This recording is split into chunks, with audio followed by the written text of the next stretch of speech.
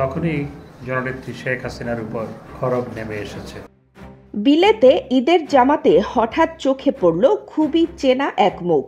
আওয়ামী লীগের শীর্ষ নেতা সাবেক তথ্য ও পররাষ্ট্রমন্ত্রী হাসান মাহমুদকে প্রকাশ্যে দেখা গেল নামাজ পড়তে। গত 5 আগস্টের পর থেকে তিনি জনসমক্ষে আসেননি। কোথায় ছিলেন তিনি, কি অবস্থায় আছেন, আজকের ভিডিওতে জানবো সব বিস্তারিত। ঈদের নামাজ শেষে হাসান মাহমুদ মিশে গেলেন সাধারণ মানুষের সঙ্গে। কুশল বিনিময়, হাসি, আদর সবই যেন স্বাভাবিক। কিন্তু প্রশ্নটা অন্য জায়গায়। গত কয়েক মাস ধরে তিনি কোথায় ছিলেন, কেনই বা লন্ডনে? এক প্রবাসী সাংবাদিক জানিয়েছেন, হাসান মাহমুদ এখন বেলজিয়ামে থাকেন। ঈদে লন্ডনে এসেছেন ছেলের সঙ্গে সময় কাটাতে। কিন্তু এতদিন তার গায়েব হওয়ার পেছনের রহস্য কি? নেতাকর্মীদের একাংশের মতে আগস্টের পর রাজনৈতিক পরিস্থিতি এড়াতেই তিনি বিদেশে ছিলেন।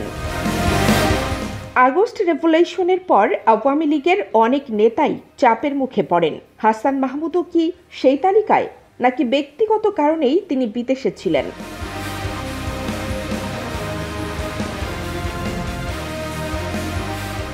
সোশ্যাল মিডিয়ায় ভাইরাল হওয়া ছবিতে তার পাশে থাকা কিশোর দুজন কে?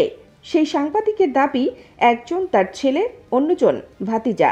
ঈদের দিনে পরিবারের সঙ্গে মিলন, এটাই কি তার জন্য সবচেয়ে বড় পাওয়া?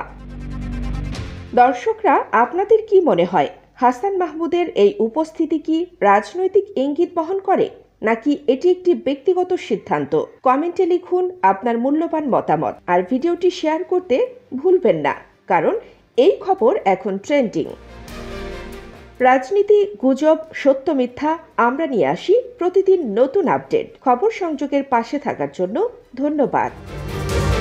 কানিস ফাতেমা, নিপা, খবর সংযোগ।